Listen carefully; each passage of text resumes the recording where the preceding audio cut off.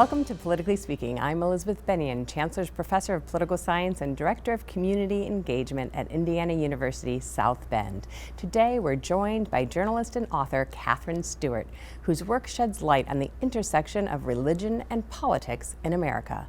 We'll be discussing the ways religious movements have influenced public policy and the American political landscape, and exploring the debates surrounding their role in shaping our democracy. Thank you so much for being here. It's great to be here. Thank you so much for having me. Now, I want to start by asking you a question about your forthcoming book, Money, Lies, and God: Inside the Movement to Destroy American Democracy. You make some strong claims about the role that Christian nationalism plays in American politics. And I wonder if you could start by explaining what you mean by Christian nationalism and what led you to explore this topic in so much depth. Well, those are two fantastic questions, and I will start with the second question. I started to sort of explore this topic back in 2009. I was living in Santa Barbara, California, and my daughter was like a kindergartner, first grader. She's 6 years old, and I learned that something called a Good News Club was coming to our public elementary school. Now, Good News Clubs are after-school clubs that install themselves in public schools, public elementary schools. They use materials that are intended to convert children who are too young to read. They teach them the message that without Jesus, they're going to go to hell. And they specifically instruct the children attending the clubs to recruit their non-Christian peers, or their peers who are sort of insufficiently Christian, the wrong kinds of Christian. The sort of Good News Club is sponsored by an organization called the Child Evangelism Fellowship, which endorses evangelical Christianity is a spectrum, right? But they endorse a very reactionary form of evangelicalism, and they're operating in public schools. Now, public schools have a cloak of authority in the minds of young children, particularly. They think if it's taught in their school, it must be sponsored by their school. They say things like, they don't teach things in public school that aren't true. So I started to hear stories.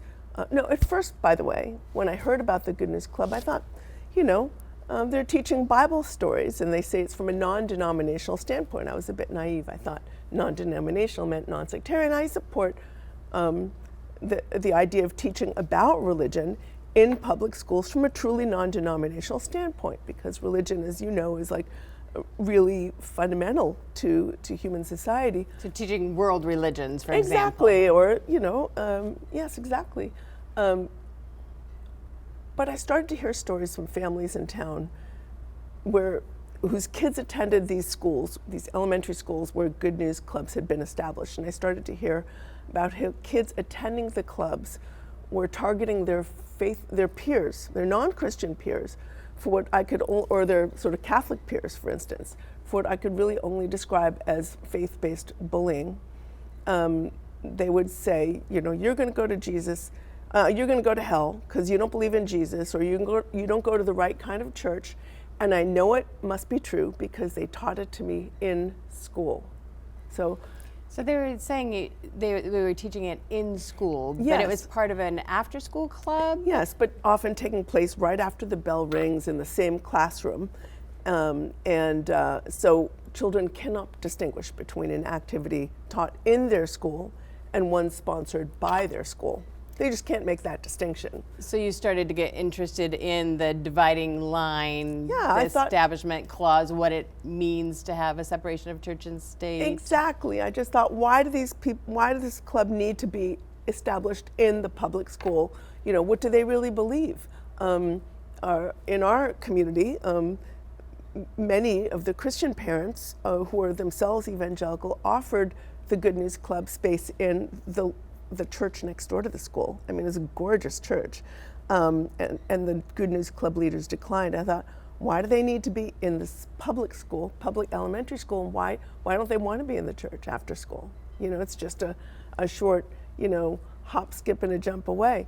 So that sort of started me on my journey, and when I started to focus on the courts, the legal decision that had allowed these clubs to be placed in public schools, as previously they'd been excluded because of Establishment Clause concerns, which, as you know, is the best piece of real estate in our Constitution. It's the first clause of our First Amendment, and has been interpreted to ensure the separation of church and state.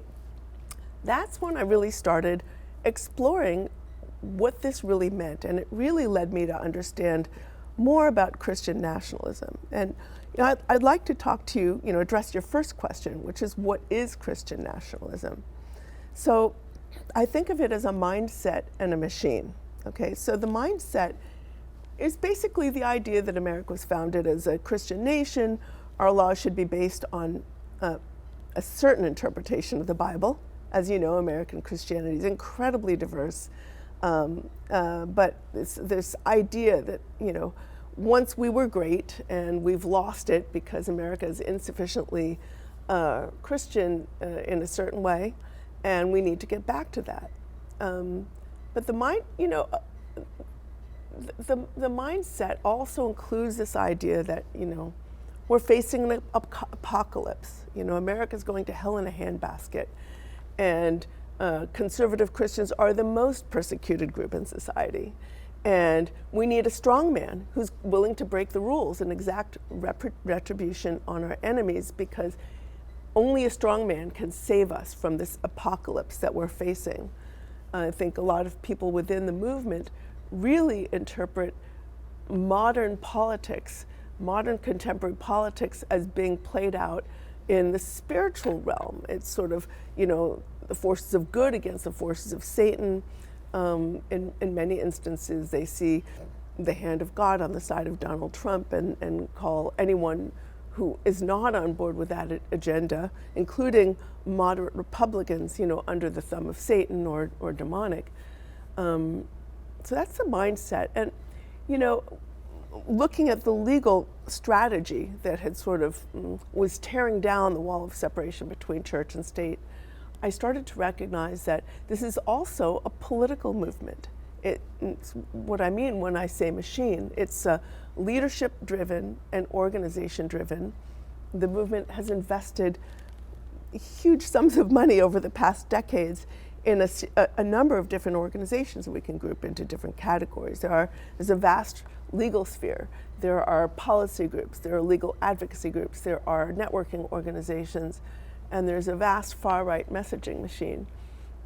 I think an underappreciated aspect about the machinery of the Christian nationalist movement are these pastor networks. In many instances, leaders of the movement have drawn pastors into these networks, like Watchmen on the Wall or Faith Wins, and there are a number of others. They draw in pastors, many of whom are conservative-leaning, especially on culture war issues, but they tell them you need to get involved in politics and you need to turn out your congregations to vote. So they give them very sophisticated data tools to do that, messaging tools, voter guides and things like that. So they're using the tools of democracy, but at its core, this is a movement that really does not believe in democracy as we've known it. So let me follow up there, because the First Amendment also includes, of course, the Free Exercise Clause, which allows people to practice their religion. People have the right to believe anything they want, including the fact that without a belief in Jesus, you will go to hell.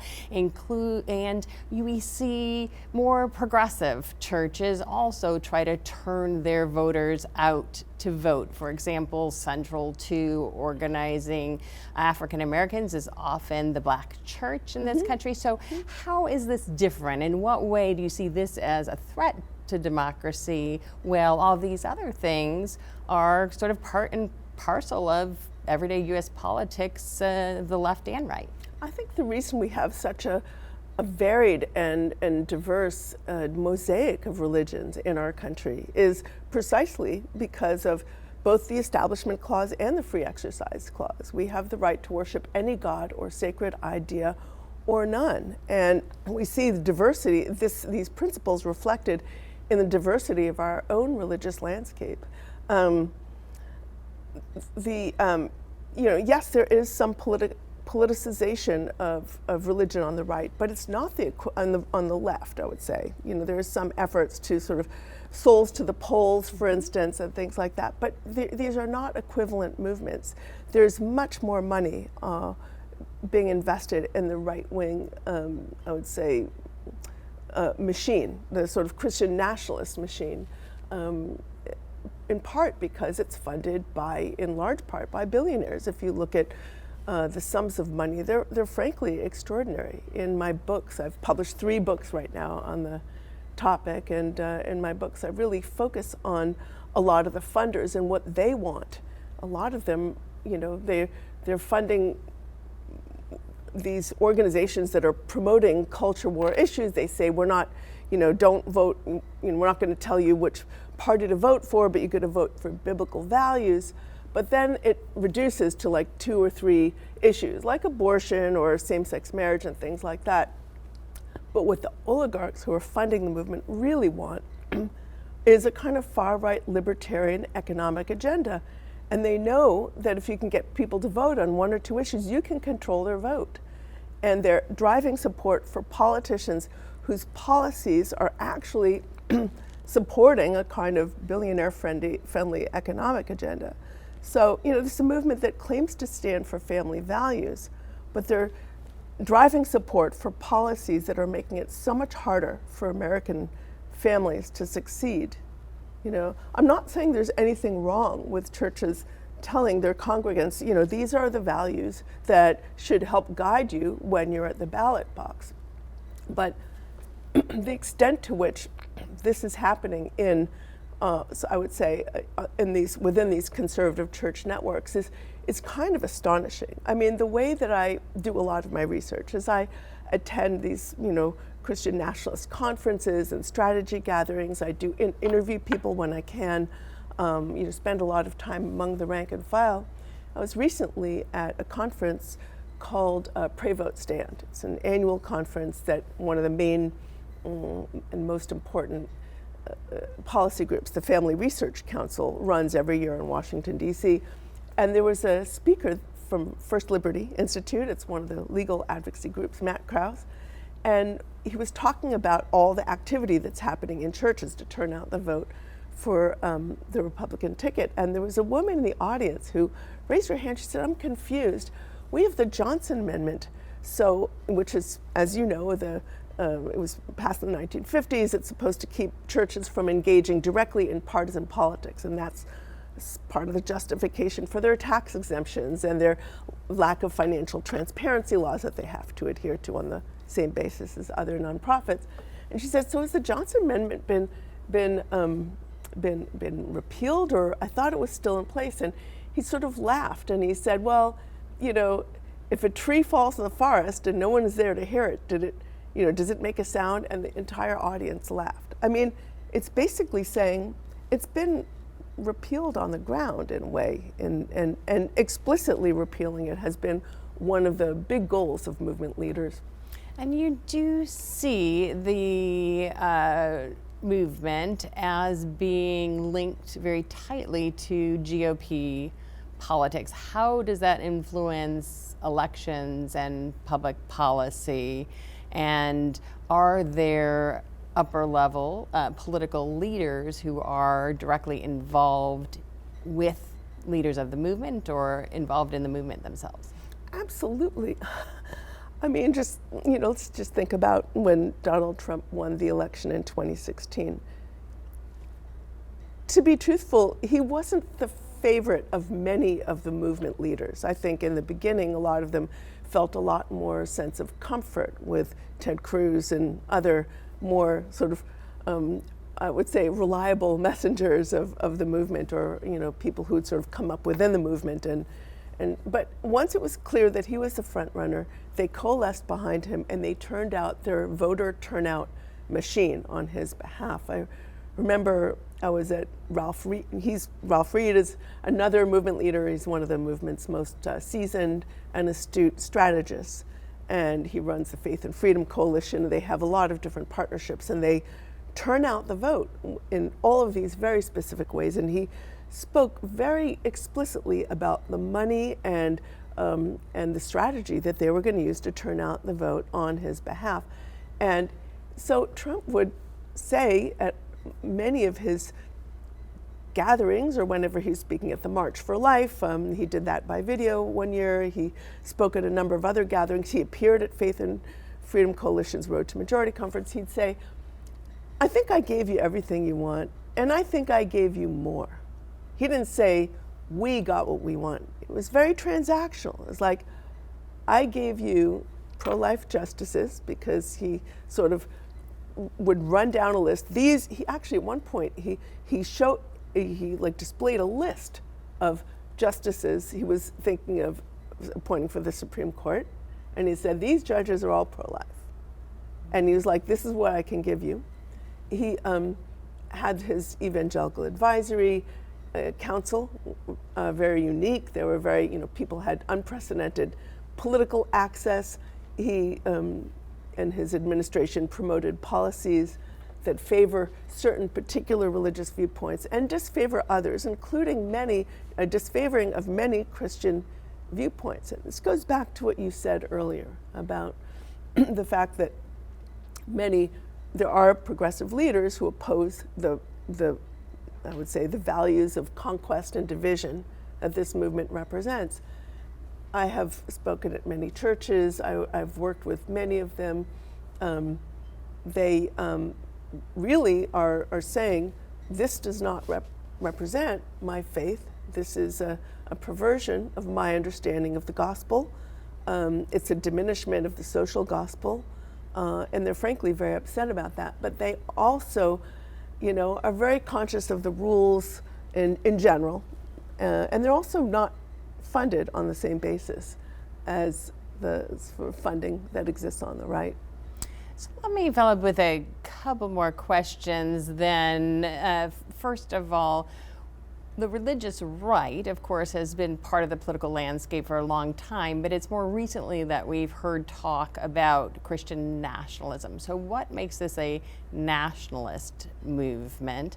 And then, is the problem that progressives in particular have with the movement simply that it's so successful? What do you say to people who say this is just sour grapes? It's not a threat to democracy. So where's the threat to democracy? Isn't this just part of democracy? These are great questions. I mean, I call Christian nationalism is a form of reactionary nationalism, right? It's who gets to properly belong in the country, who is a true American, and who is not. And in my second book, my previous book on the topic, Power Worshippers Inside the Dangerous Rise of Religious Nationalism, I call it religious nationalism to explicitly draw comparisons with other forms of religious nationalism around the world. So if you look at leaders like Putin in Russia, or Erdogan in Turkey, or leaders in Iran, or Viktor Orban in Hungary, when these leaders bind themselves very tightly to ultra-conservative religious figures in their own countries in order to consolidate a more authoritarian form of political power, we rightly recognize this as forms of religious nationalism.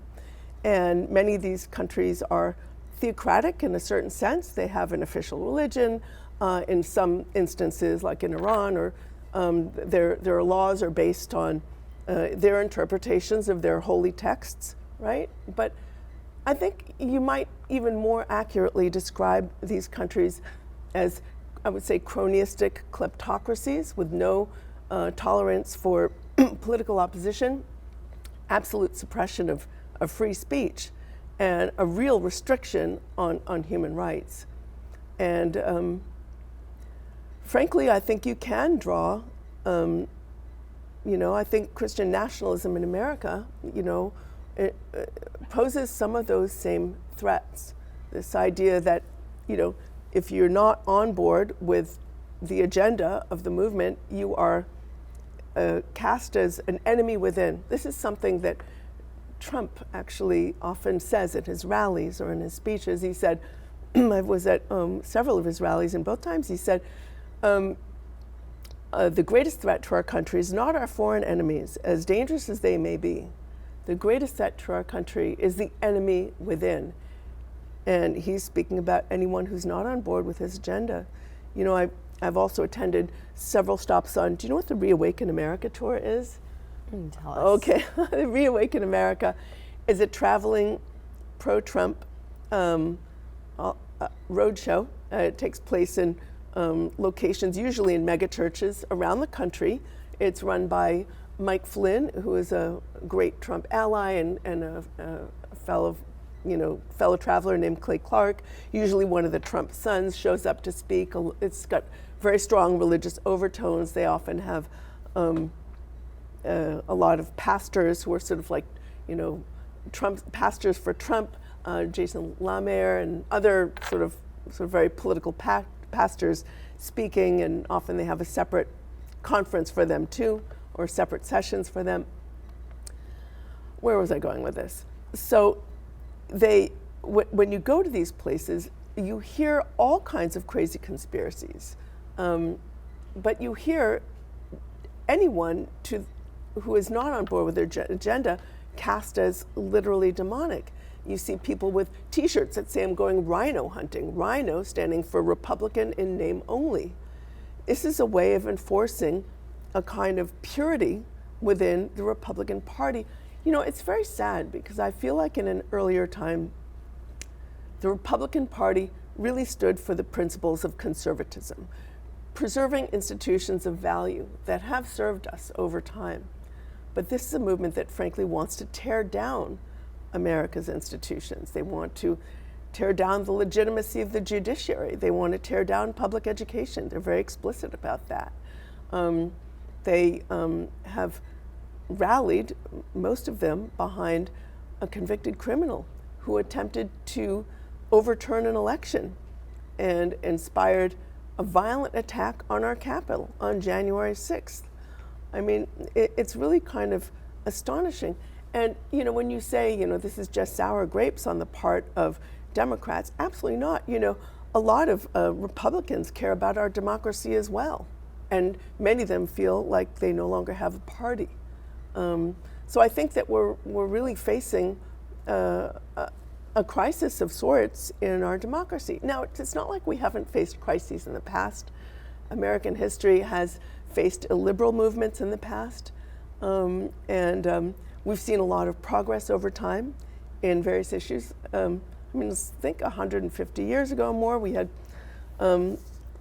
slavery was legal. Women couldn't have our own bank accounts or pursue higher education. I mean, we've just come so far, and yet there are folks within this movement that say they want to take us back to the, 1812 or something like that, or 1820. I can't recall the exact date. And you just think, what is it that they really want to bring back here? So what makes it nationalist or a threat to democracy, then it sounds like, is a desire to shape politics in their own image, or to put in place laws that would require others to live by their own religious beliefs while allowing less freedom for other people to make different choices? I think there are myriad threats. The big threat is the threat to democracy itself, a threat to the rule of law, a threat to being able to uphold our institutions that have served us over time, Losers' consent, for example. The right to vote, the right to political opposition, the right to free speech, basic human rights, the right to human equality, the right to the separation of church and state, which is not to suppress religion, but actually to encourage its diversity and flourishing, to encourage us all to be able to worship and believe as we choose, but to not have other people, representatives of the government, ram their idea of what religion should be down our throats and force it into our kids' schools and force it into our government. I mean, separation of church and state really ensures a kind of neutral playing field so that people are free to believe as they choose and free to worship as they choose. Now, if people want to learn more about Christian nationalism, what would you recommend, and what is it that you hope people will do in their own communities and talking with their neighbors, whether in church or at neighborhood associations? Yeah, well, I mean, I'm going to promote my forthcoming book, Money, Lies, and God Inside the Movement to Destroy American Democracy. I also, my last book, The Power Worshippers, formed the basis of a documentary feature film titled God and Country. It was produced by Rob Reiner, and it includes voices across the political spectrum, speaking about what Christian nationalism is and what it's not, and sort of exploring some of the threats that Christian nationalism poses to our, democratic republic, our beautiful and diverse democratic republic. And there's so many other writers in this field. In each of my books, I make sure to name and draw on and quote other writers and thinkers in this field, because I really, there are a lot of folks now sort of studying this phenomena, and I think it's really important that we acknowledge and lift up one another. Well, thank you so much for being here. Unfortunately, that's all the time we have for this week's Politically Speaking. I want to thank Katherine Stewart for sharing her thoughts and expertise on this topic. I'm Elizabeth Bennion, reminding you that it takes all of us to make democracy work. We'll see you next time. This WNIT local production has been made possible in part by viewers like you. Thank you.